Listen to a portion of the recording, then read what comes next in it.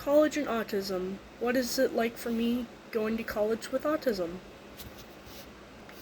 I'm sorry, my hair is a bit different. I got it cut again by myself a while ago, so there's no more long curly hair. I was kind of getting annoyed with the length that was going, so I just kind of chop. Anyways, I am going to be talking about what it's like for me to go to college while being on the autism spectrum. So yeah, the first thing I want to cover is overstimulation, which is real because, yeah, I don't know how to explain it. Let me think. Overstimulation. It's a struggle right now, is because I always get these absent seizures when I film my face and I'm talking about something that I want to talk about. And for starters, I'm planning to carry these noise-canceling headphones like I have in the past. They basically cancel out sound, like for when I'm stressed. And I can barely hear anything, obviously. The only downside is, like, I don't carry these very often. It's because I need to talk to people and interact with them, so I don't wear these headphones 24/7. I only wear them if I'm, like, really studying for something.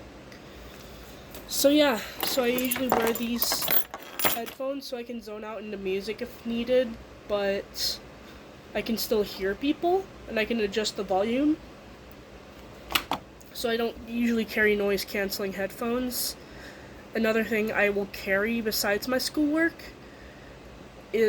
are any anti-anxiety meds. In case I get really anxious or upset about something, then I can just take one and it'll help me calm down. So yeah. And also, sharing a room with a roommate, which I've never done before outside of my family. Sorry, this is a fidget. I'm just gonna fidget with this while I speak. It's kind of interesting.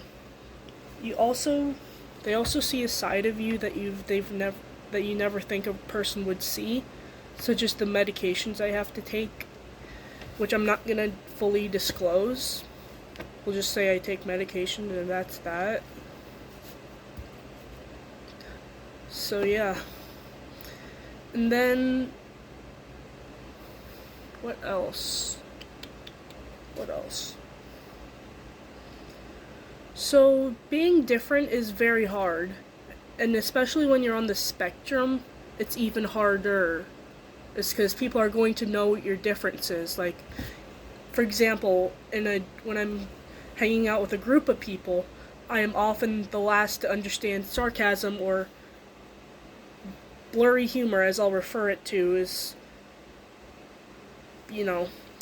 blurry humor to me, what I call it, it's defined as somebody says something and I take it literally, but then it's just a joke. I call it blurry humor due to that reason, because it's kind of foggy or blurry on whether they're joking or not.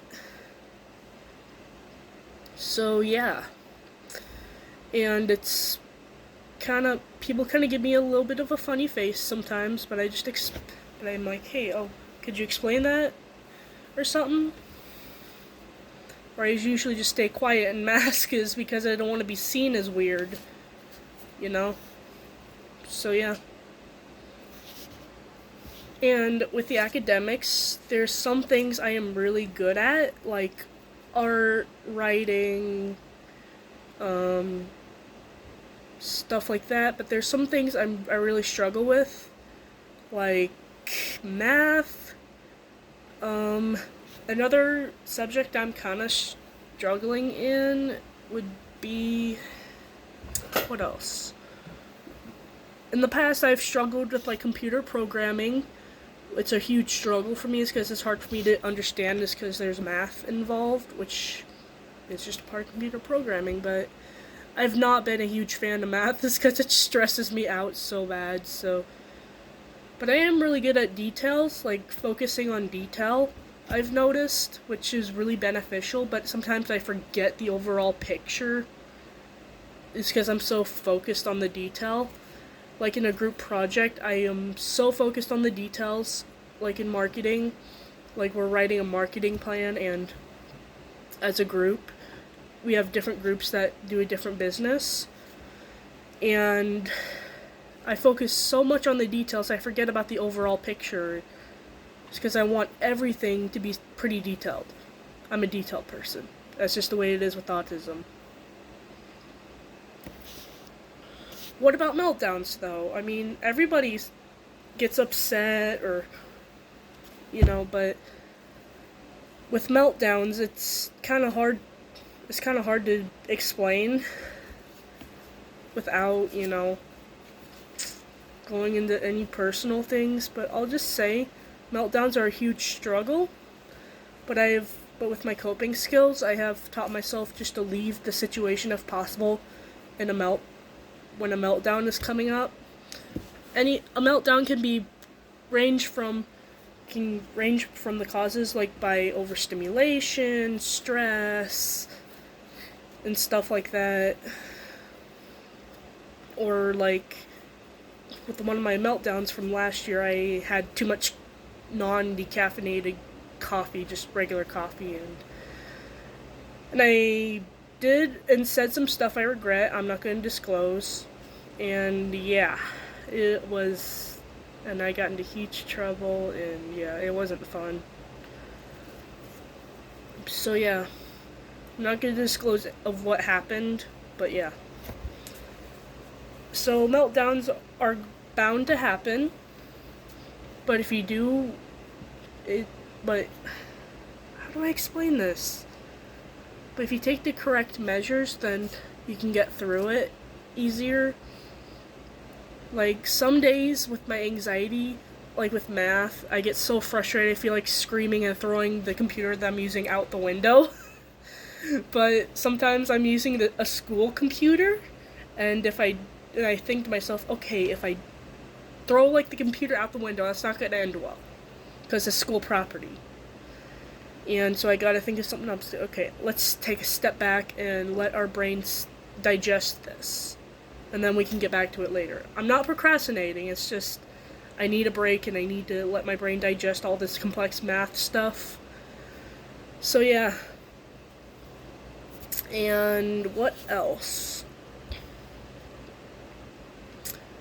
I get stressed from interacting with people, and it causes my absence seizures to happen, where I totally stop what I'm doing and I don't really talk.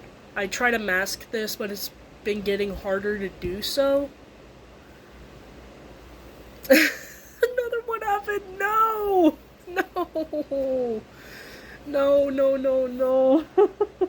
I'm sorry.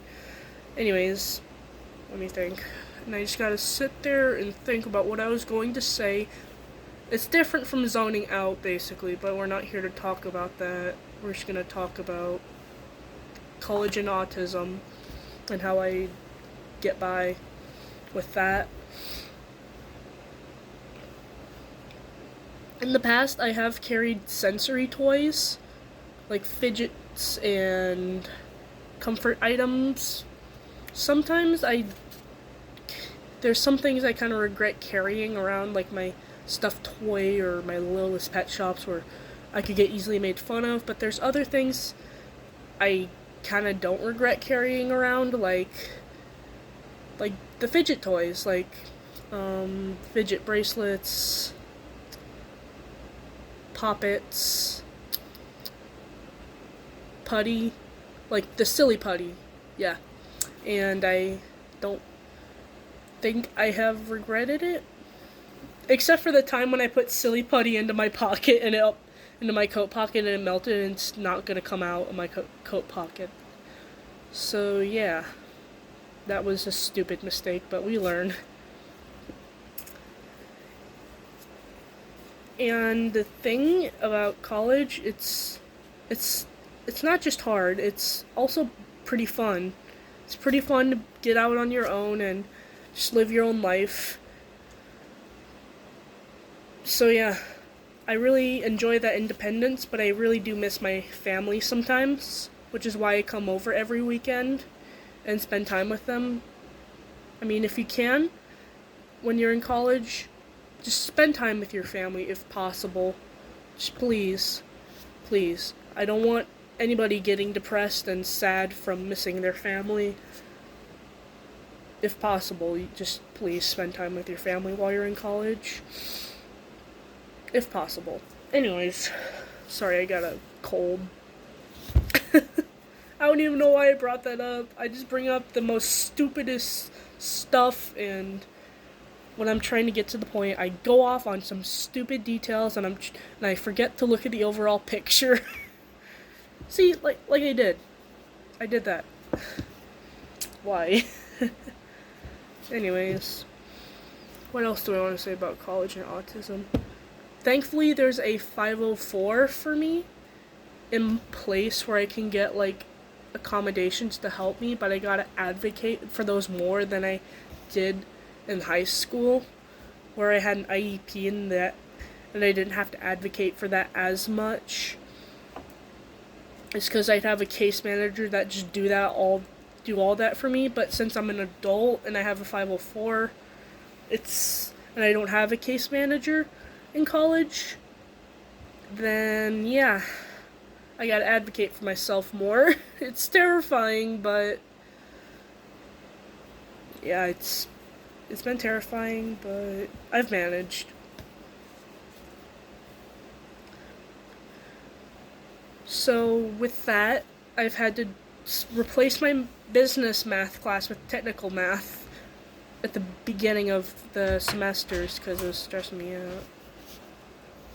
Okay, sorry about that. I was talking to my roommate, and I was just making sure that everything was all hunky-dory. Another thing is getting along with people who may not be on the spectrum, like a roommate or a group of people you work with in extracurricular activities. Like, for me, it's Student Senate. I work with a bunch of people that don't have an intellectual disability, so it's kind of hard for me to work with neurotypical people, but I manage to with that. Is because I have to. I mean, I can't isolate myself. I can't. So yeah. And what else? And along with that, I also gotta make sure not to overload my schedule or I get really stressed out and depressed. It's because I feel like I'm a failure and all that, and I can't please everybody. I mean, realistically, you can't please everyone in life. You're always going to disappoint somebody. You can't please everybody. And it's really hard for me to grasp that concept, is because I want to please everybody, but I realistically know I can't. So yeah. With the other extracurricular activities, I do have Special Olympics. I do the athlete leadership program in Special Olympics. Alongside the Special Olympics athletics I do fundraisers. Alongside college, I do content creation. I do a part-time job. I have like all these counseling appointments I do with my mental health program. I do school, obviously, because that's the reason why I'm at college, is to get an education. So you can see that my list is overloaded already. And there's some things I gotta cut out sometimes. Like some things I have to reduce. Like, there's days I'll study, there's days I won't study so I can fulfill other things like Special Olympics and my personal well-being. And yeah, so the thing about college is don't overload yourself, especially if just don't overload yourself in general. It's a good rule for everybody, but this also applies for people who are on the autism spectrum. Just because there's all sorts of things to do at college, and in my case, it may not be the case for some other people, but I'm just telling about my experience about my college life with living with autism. So yeah. And also, I want to clear things up. I am hoping to see what is causing my absent seizures pretty soon. So I'm not gonna say I have epilepsy, but I'm thinking it could be. I'm not self-diagnosing. I believe it's epilepsy, but I don't know. I really just don't know if it's epilepsy or not. So yeah, I still have yet to find that out. So yeah. Anyways, that is college and autism in a nutshell for me. So yeah, thank you guys so much for watching. Don't forget to like, comment, and subscribe, and tell me what you thought about this video. And I'll see you in the next video. Peace.